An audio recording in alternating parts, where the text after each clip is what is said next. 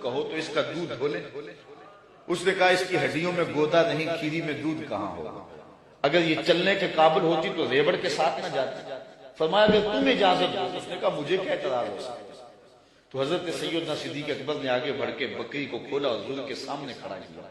آقا نے دست شفا، دست رحمت اور دست برکت اس بکری کی پشت پہ رکھا۔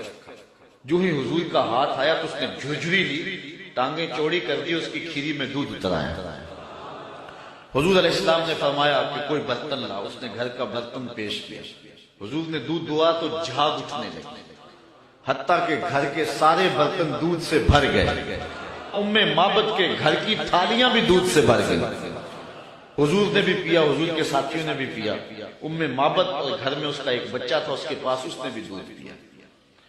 حضور علیہ السلام نے دعائے برکت دی اور چلے گئے۔ ام معبد کو حضور کا پتہ پوچھنا یاد نہ رہا، بس حضور کے حسن اور جمال میں کھو گئی، اور پوچھنا یاد نہ رہا کون ہو، کدھر سے آئے ہو، نام کیا ہے۔ شام کو جب ابو معبد بکریوں کا ریوڑ لے کر کے واپس پلٹا، اس نے کچی کلی پہ نور برستے دیکھا، انوار اترتے دیکھا۔ ام معبد کا شوہر ابو معبد کہتا ہے کہ کیا ماجرا ہے، آج ہمارے گھر میں یہ جو رونق ہے اور یہ جو تازگی ہے اور یہ انوار اتر رہے ہیں، کیا ماجرا ہے؟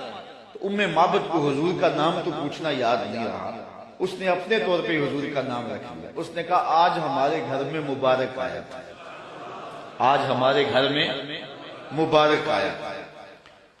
ابو معبد پوچھتا ہے کہ مبارک کیسا تھا جو سارے گھر کو روشن کر گیا، وہ کیسا تھا؟ ام معبد تاصف رسول اللہ صلی اللہ علیہ وسلم، ام معبد حضور کا حلیہ بیان کرتی ہے، کہتی ہے فقالت رأیت رجلا ظاہر البزار، میں نے ایک ایسا شخص دیکھا ہے کہ جس کا رنگ نکھرا ہوا، جس کا چہرہ چمک رہا تھا۔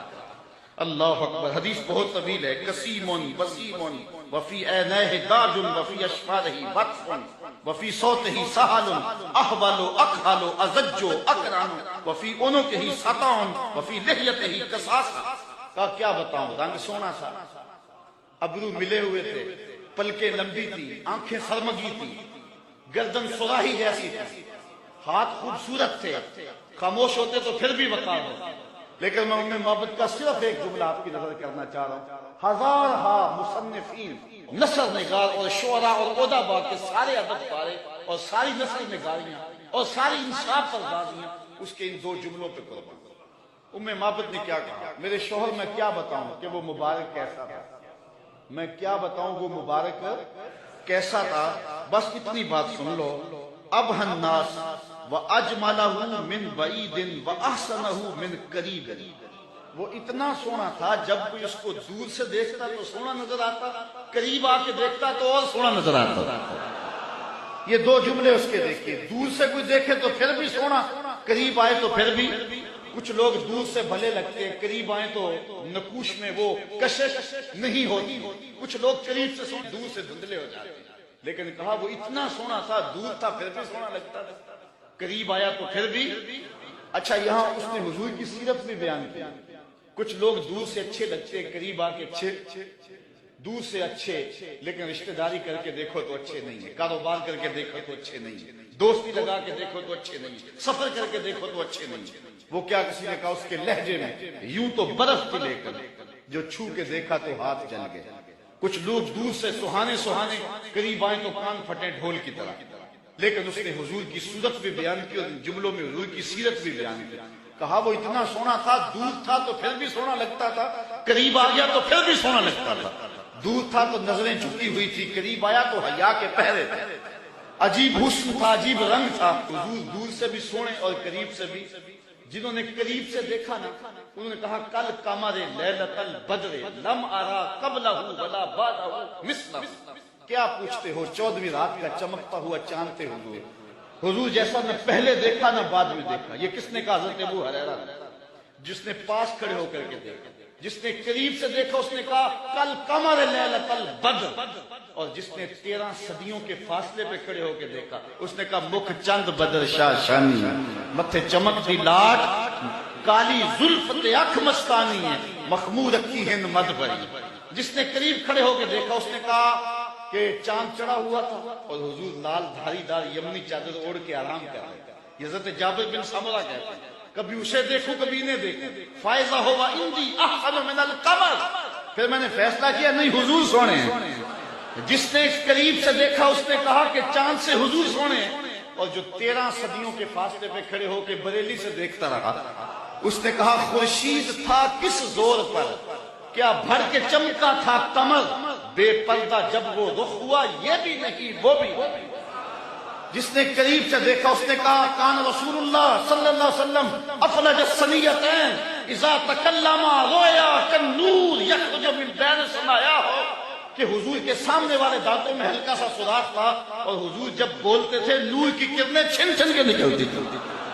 یہ حضرت عبداللہ ابن عباس نے کہا جو پاس کھڑے تھے اور جو 14 صدیوں کے فاصلے پہ کھڑا تھا, اس نے کہا تو اجے میرا یار نہیں ڈٹھا جنوں ویکھ کے چند شرم آوے, ادھی راتی دن چڑھ جاوے جیو رخ تو نقاب اٹھاوے, تے جے او نکلے سیر کرن نو سارا گلشن سیس تواوے اتے دھرتی لف لف جاوے, جے ہاتھ پھلاں وچ رکھدا ہاتھ پھلاں تو ود جاوے, نین نشیلے مست رسیلے وچ سونا کجل سہاوے, اکھ اگڑے تے انج پیا جاپے جویں میں خانہ کھل جاوے, تے جے او کھولے پیچ زلف دے اتے راہی راہ کھل جاوے, توبہ توبہ حسن سجن دا چال نہ چلی جاوے, بجلی ڈردی بشک نہ مارے متا بے ادبی ہو جاوے, علم خدا نے اینا دتا عقلاں وچ نہ آوے, عقل خدا نے اینی دتی علماں وچ نہ آئے, کیے جاز نظر وچ اودی جو آوے وک جاوے, خلق اودے نے مو لئی دنیا کوئی ورلا ہی جان بچاوے,